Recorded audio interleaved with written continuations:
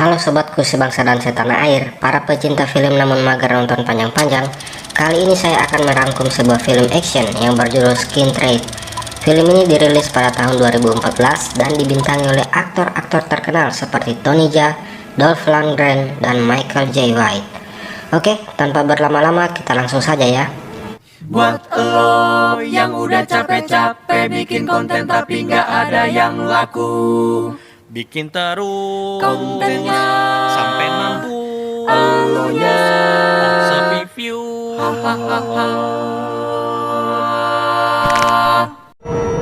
Adegan pertama memperlihatkan seorang gadis desa yang masih lugu dan yang baru memiliki bulu halus akan pergi ke sebuah kota untuk merantau dan mencari penghidupan yang layak di kota Phoi Phet, Kamboja. Setibanya di terminal, anak gadis itu kemudian dijemput oleh seorang omong asing lalu membawanya pergi dengan sebuah mobil, di mana di dalam mobil tersebut sudah ada omong lain yang menunggunya. Kemudian dia diberi sebuah minuman yang faktanya sudah diberi obat bius. Alhasil, dia kemudian pingsan dan dibawa ke sebuah tempat seperti gudang. Kenyataannya anak gadis itu ditangkap oleh mereka dan akan dijual, dan juga akan dijadikan sebagai wanita pengencrot bagi para omong nakal. Bahkan mereka sengaja merekamnya agar nantinya bisa didownload bagi para penikmat situs.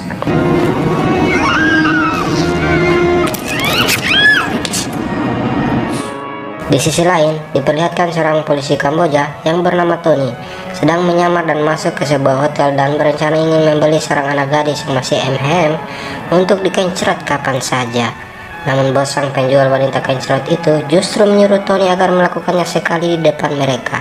Wow. Mendengar hal itu, Tony akhirnya berpura-pura akan melakukan permintaan bos kencrot itu, namun berbalik menghajar para makelar wanita di tempat itu hanya dengan sebuah ban pinggang saja, dan kemudian menjatuhkan bosnya dari lantai tertinggi di hotel itu. Tony pun akhirnya membebaskan anak gadis itu serta memberikannya sejumlah uang. Scene berpindah ke sebuah restoran, di mana ada sebuah keluarga mafia yang sedang merayakan ulang tahun anaknya yang bungsu. Ayah mereka bernama Viktor Dragovic serta anak-anaknya Goran, Ivan, Andre, dan Janko sebagai anak angkat. Usut punya usut, mereka sekeluarga mempunyai bisnis menjual gadis-gadis muda untuk dikencrot oleh om-om nakal.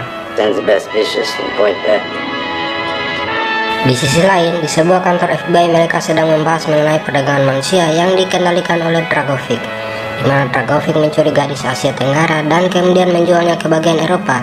Dan bisnisnya ini memiliki omset sampai miliaran dolar loh. Seorang agen FBI bernama Nick berencana akan menyergap aksi Dragovic bersama seorang agen perdagangan manusia bernama Red. Akhirnya Nick dan rekan timnya mulai memantau keberadaan Dragovic yang akan melakukan transaksi di kapal Cambodian Star. Terlihat Dragovic dan anaknya Andre telah tiba di lokasi. Namun setelah Dragovic membuka salah satu kontainer yang berisi asetnya, didapatinya semua anak gadis yang akan diperdagangkan sudah mati dan bahkan sudah busuk. Dragovic pun akhirnya marah dan menghajar anak buahnya itu hingga menyuruh Andre untuk membunuhnya. Namun Andre kelihatan tak mampu melakukannya dan akhirnya ayahnya Dragovic menggantikannya dan menembak anak buahnya itu.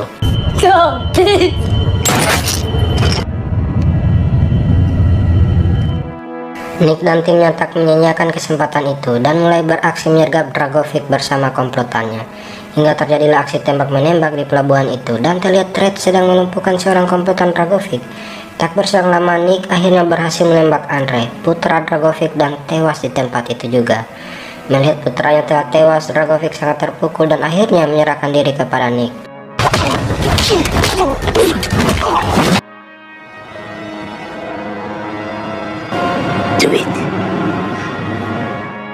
Akhirnya Dragovic berhasil ditangkap dan dibawa untuk diperiksa.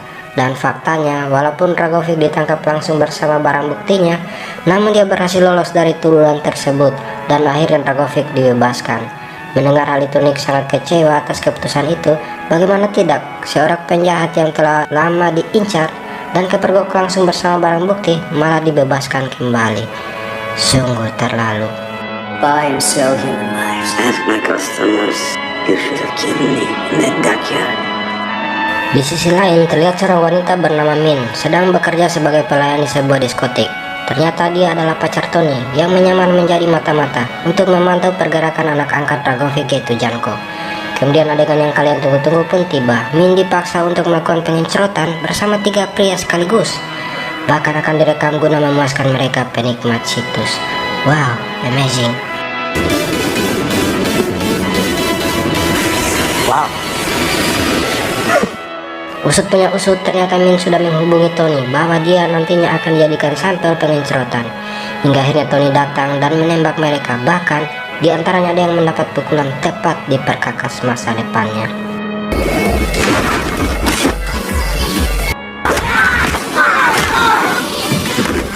Shin berpindah kepada Nick yang baru saja tiba di rumahnya selesai kantor, menyempatkan diri untuk menemui bahkan bercanda dengan putri satu-satunya itu. Terlihat Nick sangat menyayangi putrinya itu yang bernama Sofia, dan juga Rosa yang adalah mamanya Sofia. Adegan yang kalian tunggu-tunggu pun tiba. Papa dan mama Sofia akhirnya bertarung di atas kasur. Nick tak menyangka ketika tengah malamnya para anak buah Dragovic akhirnya melepaskan sebuah rudal ke kaca jendela kamarnya, hingga membuat rumahnya hancur. Bahkan mamanya Sofia akhirnya tewas di tempat akibat luka parah yang didapatinya.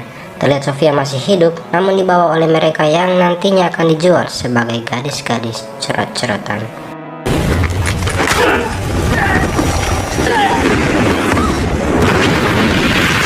Setelah peristiwa itu, Nick masih bisa selamat dan akhirnya dibawa ke sebuah rumah sakit. Ketika Nick sudah disiuman, dia mengatakan kepada rekannya dan kepada agen Red yang kala itu sedang menjenguknya bahwa Sofia anaknya masih hidup. Namun kekecewaan terpancar dari wajah Nick karena perkataannya itu tidak sedikit pun dipercaya oleh mereka, hingga membuatnya terpaksa lari dari rumah sakit walaupun lukanya belum sembuh total.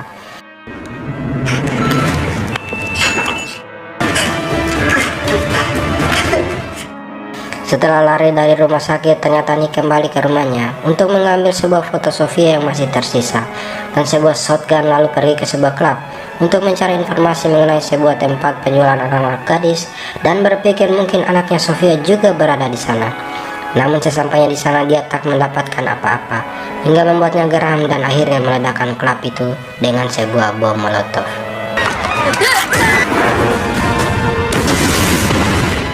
Shin berpindah pada Dragovic yang sedang negosiasi dengan senator Kamboja agar memfasilitasi keberangkatan dan pelariannya. Mula-mula senator tersebut tidak mau membantu Dragovic, namun Dragovic mengancam senator itu mengatakan akan membeberkan foto pengincerotannya kepada istri, anak, bahkan kepada publik Kamboja.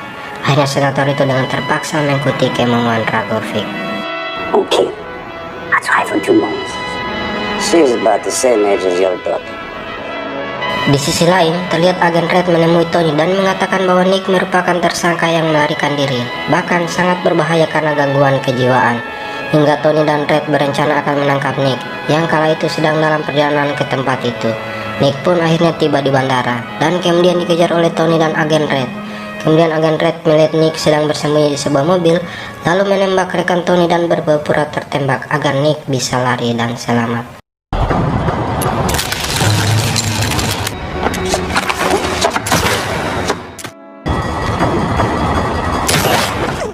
Mendengar tembakan, Tony langsung lari menemui rekannya, namun hal menyedihkan pun terjadi. Rekannya sudah tewas dan agen Red terlihat lemas karena terkena tembakan sendiri. Lalu agen Red mengatakan bahwa Nick yang melakukannya karena sekarang Nick sudah menjadi gila. Kayaknya agen Red ini ingin mengadu domba ya. Mendengar akan hal itu, Tony naik hitam dan langsung mengejar Nick dan terjadilah aksi kejar-kejaran di daerah itu.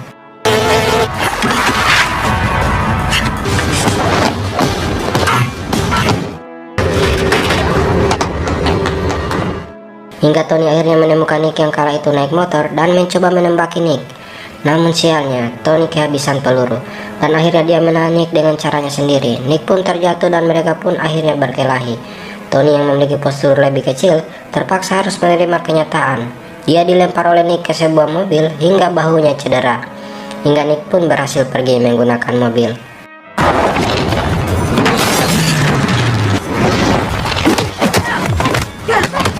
Shin berpindah, terlihat Tony sedang berada di sebuah mobil bersama dengan agen Red dan akan menuju ke diskotik tempat tujuan Nick.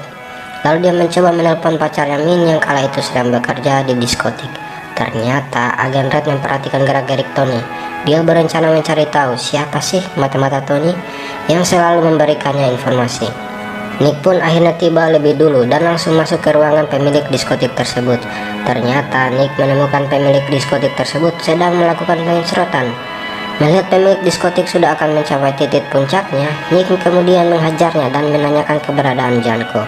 Namun sang pemilik diskotik terus ngebacot hingga membuat Nick akhirnya membunuhnya dengan sebatang sumpit. I don't speak English.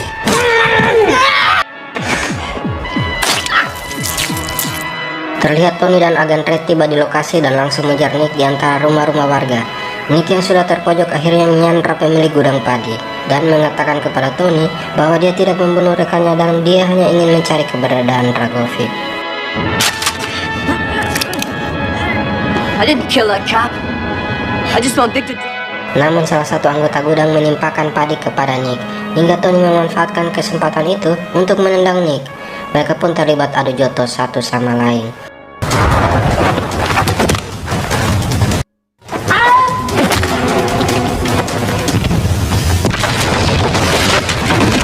Tony terus mengejar Nick dengan tendangan-tendangan mautnya hingga Nick terjatuh. Dan siapa sangka ketika terjatuh Nick mendapatkan sebuah pistol dan mengarahkannya kepada Tony. Namun Nick tidak menembaknya, melainkan hanya menembak pembatas listrik dan kemudian lari meninggalkan Tony. Kejadian tersebut membuat Tony bingung karena jika dia psikopat, pasti dia sudah menembaknya. Agen Red datang dan membantu Tony berdiri. Namun sambil diam-diam, dia mengambil ponsel milik Tony. Pengkhianat nih agen Red. Setibanya di diskotik, agen Red memeriksa daftar panggilan Tony dan bermaksud mencari tahu siapa mata-mata Tony yang selalu memberikan informasi kepada Tony. Alhasil, agen Red akhirnya menemukan orangnya. Ternyata dia adalah Min, pacar Tony. Melihat akan hal itu, agen Red akhirnya menghubungi Ivan, salah satu putra Dragovic, dan memberitahu bahwa ada mata-mata di diskotik yang dia kendalikan. We'll send someone for her now. Found out who's leaking the information to the police. Terlihat Nick sudah tiba di sebuah pergudangan tempat Janko sang anak angkat Dragovic menjalankan bisnis haramnya. Nick bermaksud ingin bersembunyi bersama para gadis-gadis yang disandra. Namun salah satu anak buah Janko mencoba menceroti anak-anak itu hingga membuat Nick naik pitam dan langsung menghajar mereka. Yang pada akhirnya sebuah tembakan terlepas dari seorang anak gadis dan membuat seluruh anak buah Janko terpusat ke tempat itu. Faktanya Nick menemukan puluhan anak gadis yang disandra oleh Janko, di mana akan dijadikan gadis pemuas nafsu para om-om Natskal. Hingga Nick menembaki semua anak buah Janko di tempat itu, Janko yang sudah terpojok mencoba untuk melarikan dan meminta bantuan Ivan dan Goran. Namun sialnya, Ivan malah menembak Janko. Father would never. Ternyata Tony juga mengetahui lokasi Janko melalui CCTV di diskotik. Hingga dia berangkat dan tiba bersama agen Red. Akhirnya Tony bisa menodong Nick. In a month. I told you I didn't kill him. Dan tetap menuduh Nick telah membunuh rekannya waktu itu. Nick akhirnya menceritakan semuanya bahwa itu semua merupakan rencana licik si agen Red. Mengetahui bahwa kelicikan telah terbongkar, agen Red akhirnya menembaki mereka berdua dan mencoba untuk kabur.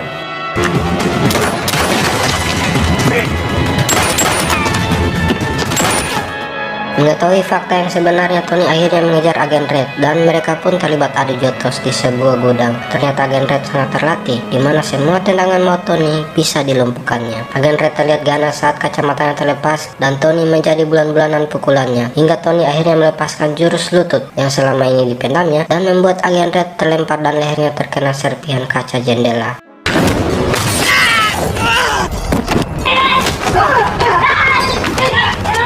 Tak puas dengan itu, Tony akhirnya menembak si agen Red tersebut.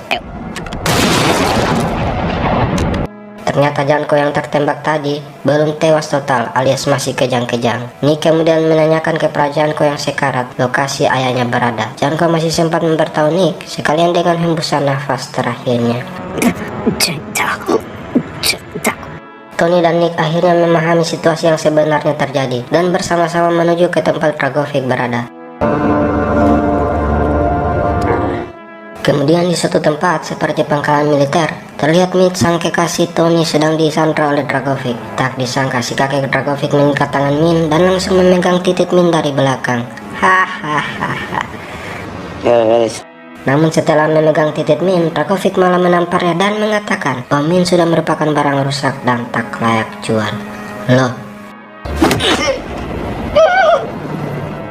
Kemudian terlihat senator Kamboja yang sedang mempersiapkan pelarian Dragovic menggunakan helikopter, dan saat itu juga Min akan dieksekusi oleh salah satu anak buah Dragovic. Namun tak disangka-sangka sang pangeran datang menyelamatkannya.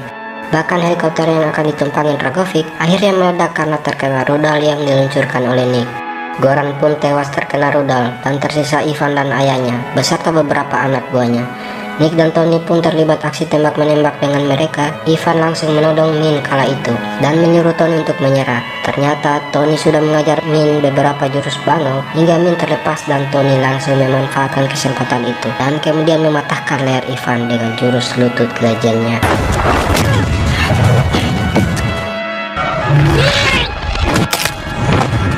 Di sisi lain, terlihat Nick sedang bertarung dengan Dragovic. Di sela pertarungan itu, Nick mencoba menanyakan keberadaan anaknya Sofia kepada Dragovic. Kenyataannya, Dragovic malah mengejeknya dan berkata bahwa dia tak akan bertemu dengan anaknya lagi. Mendengar hal itu, Nick langsung termenung dan sedih, bahkan lesu. Bahkan dia tak lagi fokus ketika Dragovic menusuknya. Dan parahnya, Dragovic mengatakan bahwa Sofia merupakan barang bagus untuk dipasarkan. Seketika itu, power Nick langsung up dan kemudian berbalik menusuk Dragovic. Akhirnya Dragovic tewas dan meledak bersama helikopter tempat itu.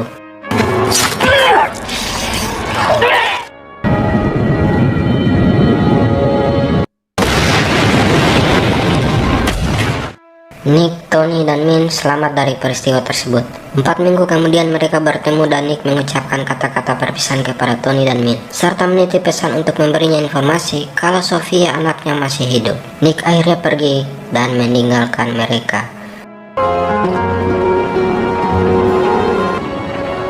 Don't ever lose hope, Nick. Tamat. Jika menghibur, silakan subscribe, like, dan share video ini. Sampai jumpa di film-film berikutnya ya. Terima kasih.